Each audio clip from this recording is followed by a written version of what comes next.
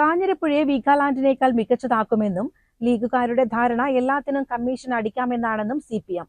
കാഞ്ഞിരപ്പുഴ ഉദ്യാനത്തിൽ അഴിമതി ആരോപിച്ച് കഴിഞ്ഞ ദിവസം മുസ്ലിം ലീഗ് രംഗത്ത് വന്നിരുന്നു. കോങ്ങാട് സീറ്റ് കോൺഗ്രസ് ചോദിക്കുന്നുണ്ട്. അത് കൊടുക്കാതിരിക്കാനുള്ള യൂത്ത് ലീഗിന്റെ ചാമ്പ്യൻ കളിയെന്നും CPM നേതാക്കൾ പറഞ്ഞു.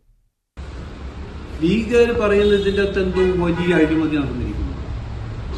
വാർത്താ സമ്മേളനത്തിൽ ഒരു നേതാവ് ഞാൻ ഭരണം കിട്ടുന്നത് 1000 കണക്കിന് കോടി രൂപയുടെ ആകെ 161 കോടിയെ മുടക്കുന്നുള്ളൂ. 161 കോടി മുടക്കുന്ന ഒരു പ്രപ്പോസൽ അല്ലെങ്കിൽ ഒരു സംരംഭത്തിന് 1000 കോടി രൂപയുടെ അഴിമതി നടക്കും. അത് തന്നെ പറച്ചിൽ തന്നെ വരുന്നുണ്ട്. മാത്രമല്ല ഈ മണ്ഡലത്തിൽ അല്ലെങ്കിൽ ഈ പ്രദേശത്ത് ഒരു വികസനവും നടക്കണ്ട എന്നുള്ള LDFന്റെ കാലത്ത് ഒരു വികസനവും പാടില്ല എന്നുള്ള സങ്കുചിതമായ രാഷ്ട്രീയത്തിന്റെ പ്രതിഫലനമാണ്.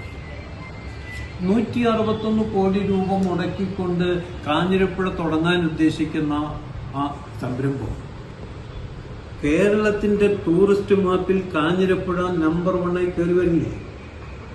വീഗാലാൻഡ് പോലെ അതിനേക്കാൾ കൂടുതൽ സംരംഭങ്ങൾ അവിടെ വരുന്നു. വീഗാലാൻഡിൽ ഇല്ലാത്ത സംരംഭങ്ങളാണ് കാഞ്ഞിരപ്പുഴ കൊടുത്തിരിക്കുന്ന പ്രപ്പോസൽ. അപ്പോൾ കേരളത്തിലെ ടൂറിസ്റ്റ് കേന്ദ്രങ്ങളിൽ ഏറ്റവും പ്രധാനപ്പെട്ട സ്ഥലമായിട്ട് കാഞ്ഞിരപ്പുഴ മാറുകയാണ് അടുത്ത 3 വർഷത്തിനുള്ളിൽ. അതിന് വിരളി വേണ്ടിയിട്ട് ആ വികസനം വരുന്നത് എങ്ങനെ? നേരത്തെ കാഞ്ഞിരപ്പുഴ റോഡിന്റെ സ്ഥിതിയാണെങ്കിൽ ഇങ്ങനെയുള്ള ഒരു സാധനം അവിടെ വരില്ല.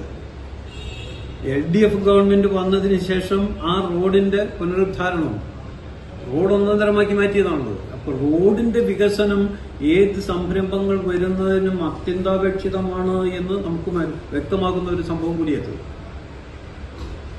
അതിനിടയിൽ ഇവിടുത്തെ കയറിയിട്ട് അതിനകത്ത് അഴിമതിയുണ്ട്, മറ്റവരും ഒരു മണിക്കൂർ പോലും കൊടുത്തില്ല. ഇത് കൃത്യമായ രേഖകളുള്ളത്. നിങ്ങൾക്ക് വിവരാവകാശം വെച്ച് ചോദിച്ചാൽ സർക്കാരിന് മറുപടി കിട്ടും. എന്തുകൊണ്ടാണ് അവരുടെ പ്രപ്പോസൽ തള്ളിയത്? എന്തുകൊണ്ടാണ് ഇവരുടെ പ്രപ്പോസൽ അംഗീകരിച്ചത്? ലീഗുകാരുടെ ഒരു ധാരണ എന്തെങ്കിലും തുടങ്ങിയാൽ കമ്മീഷൻ അടിക്കാമെന്നാണ്. അതങ്ങനെ ശീലിച്ചതിന്റെ ഒരു കുഴപ്പമാണെന്ന് എനിക്ക് തോന്നുന്നു. അതിവിടെ മാത്രമൊന്നും, ഇവിടെ തന്നെ ഉണ്ടല്ലോ ഉദാഹരണം, നെല്ലിപ്പുഴ പാലം അല്ലേ? PKK ബാബ മന്ത്രിയായിരിക്കുന്ന സമയത്ത് പാലം പണിത ആൾക്ക് എന്താ സ്വർണ്ണ മോതിരോ ചെയ്യുന്നുണ്ടോ കൊടുത്തോ? 3 മാസം കഴിയുമ്പോൾ പാലം വിടുന്നു. മറ്റേ മേൽപ്പാലം അറിയില്ല നമുക്ക് എറണാകുളത്ത്. ഇതാണ് അവരുടെ മനസ്സിലുള്ള ധാരണ. ഇതും തമ്മിൽ താരതമ്യം ചെയ്യണ്ട. ഇത് എല്ലാ കാര്യങ്ങളും കേരള സർക്കാർ ചെയ്യുന്നത് സുതാര്യമാണ്. ആർക്കും എവിടെയും പരിശോധിക്കാം.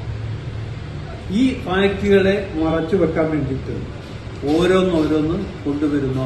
ഈ പ്രദേശത്തെ ആളുകളോടൊരു വലിയ ആ കാഞ്ഞിരപ്പുഴ തച്ചമ്പാറ പഞ്ചായത്തുകൾക്ക് വരാൻ പോകുന്ന ഒരു മാറ്റം ഇപ്പൊ ഇത് നിൽക്കുന്നത് കാഞ്ഞിരപ്പുഴ ഏരിയയിൽ മാത്രമാണ്.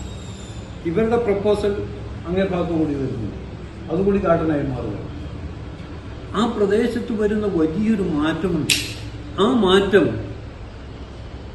നമ്മളുടെ നാടിന്റെ മുഖച്ഛായ തന്നെ മാറ്റും.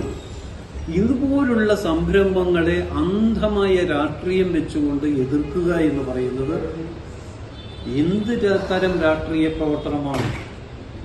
മറ്റൊന്നുകൂടി എനിക്ക് തോന്നുന്നു, കഴിഞ്ഞ പ്രാവശ്യം ആ മണ്ഡലത്തിൽ ലീഗാ മത്സരിച്ചത് അത് കോൺഗ്രസിനെ തിരിച്ചു വേണമെന്നുള്ളൊരു ചർച്ച ഉയർന്നുകൊണ്ടിരിക്കുന്ന സമയമാണ്. കോൺഗ്രസ് ആ മണ്ഡലം എടുക്കാൻ പോകും. അപ്പോൾ കൊടുക്കാതിരിക്കാൻ വേണ്ടിയിട്ട് ഞങ്ങളാണ് ഇതിൻ്റെയൊക്കെ ചാമ്പ്യൻ എന്ന് വരുത്തി തീർക്കാനാണോ കോങ്ങാട് നിയോജക മണ്ഡല യൂത്ത് ലീഗ് ഇങ്ങനെ പരിപാടി സംഘടിപ്പിച്ചതെന്നുകൂടി സംശയമുണ്ട്. കാഞ്ഞിരപ്പുഴയിൽ ജലസേചന വകുപ്പിന്റെ സ്ഥലത്ത് തുടങ്ങാനിരിക്കുന്ന പുതിയ വിനോദസഞ്ചാര പദ്ധതിക്കെതിരെ ഉയരുന്ന ആരോപണം LDFന്റെ കാലത്ത് ഒരു വികസനവും പാടില്ല എന്നുള്ള സങ്കുചിത രാഷ്ട്രീയത്തിന്റെ പ്രതിഫലനമാണെന്നും CPM Kanjirappuzha Thachampara local committee നേതാക്കൾ വാർത്താ സമ്മേളനത്തിൽ പറഞ്ഞു. പൊതു സ്വകാര്യ പങ്കാളിത്തത്തോടെ പദ്ധതി നടപ്പിലാക്കാൻ സർക്കാരാണ് തീരുമാനിച്ചത്. ഇതിനായി പ്രപ്പോസലും ക്ഷണിച്ചു. പാലക്കാട്, മലപ്പുറം, കോഴിക്കോട് ജില്ലയിലെ ഓരോ കമ്പനികളും വയനാട്ടിലെ ഒരു സഹകരണ സൊസൈറ്റിയുമാണ് പ്രപ്പോസൽ സമർപ്പിച്ചത്. ഇത് പരിശോധിച്ച ശേഷം ചാർട്ടേഡ് അക്കൗണ്ടന്റ് സാക്ഷ്യപ്പെടുത്തിയ കമ്പനിയുടെ ലാഭനഷ്ട സ്റ്റേറ്റ്മെന്റ് സമർപ്പിക്കാൻ സർക്കാർ നിർദ്ദേശിച്ചു. പാലക്കാടും കോഴിക്കോടും പ്രവർത്തിക്കുന്ന കമ്പനികളാണ് സ്റ്റേറ്റ്മെന്റ് നൽകിയത്. അവധി നൽകിയിട്ടും സ്റ്റേറ്റ്മെന്റ് നൽകാതിരുന്നതിനെ തുടർന്നാണ് മറ്റ് 2 കമ്പനികളുടെ പ്രപ്പോസൽ തള്ളിയത്. കോഴിക്കോട് ആസ്ഥാനമായുള്ള കമ്പനി 161 കോടിയുടെയും പാലക്കാട് ആസ്ഥാനമായ കമ്പനി 10 കോടിയുടെ പദ്ധതിയുമാണ് സമർപ്പിച്ചത്. 161 കോടി രൂപ നിക്ഷേപിക്കുന്ന കമ്പനി വരുമാനത്തിന്റെ 3%വും 18% GSTയും സർക്കാരിന് നൽകും. സർക്കാരിന് ഇത് മെച്ചമാണെന്നതിനാലാണ് കോഴിക്കോട് ആസ്ഥാനമായുള്ള SFIT റീഡിഫൈൻ ഡെസ്റ്റിനേഷൻ പ്രൈവറ്റ് ലിമിറ്റഡിനെ തിരഞ്ഞെടുത്തതെന്നും നേതാക്കൾ വ്യക്തമാക്കി. എന്നാൽ മുസ്ലിം ലീഗ് പറയുന്നത് ഇതിൽ അഴിമതിയുണ്ടെന്നാണ്. സർക്കാർ എല്ലാ കാര്യങ്ങളും ചെയ്തത് സുതാര്യമായാണ്. ആർക്കും എവിടെയും പരിശോധിക്കാം. പദ്ധതി യാഥാർത്ഥ്യമാകുന്നതോടെ കേരളത്തിലെ പ്രധാന വിനോദസഞ്ചാര കേന്ദ്രമായി കാഞ്ഞിരപ്പുഴ മാറും. മാത്രമല്ല, കാഞ്ഞിരപ്പുഴയുടെയും തച്ചമ്പാറയുടെയും മുഖച്ഛായ തന്നെ മാറുന്ന തരത്തിലുള്ള വികസനമാണ് സാധ്യമാവുക. സർക്കാരിന് വരുമാനമുണ്ടാക്കുന്നതിനും പൊതുജനത്തിന് കൂടുതൽ ഗുണകരവുമാകും. ഇതുപോലുള്ള സംരംഭങ്ങളെ അന്ധമായി എതിർക്കുന്നത് എന്തുതരം രാഷ്ട്രീയ പ്രവർത്തനമാണ്?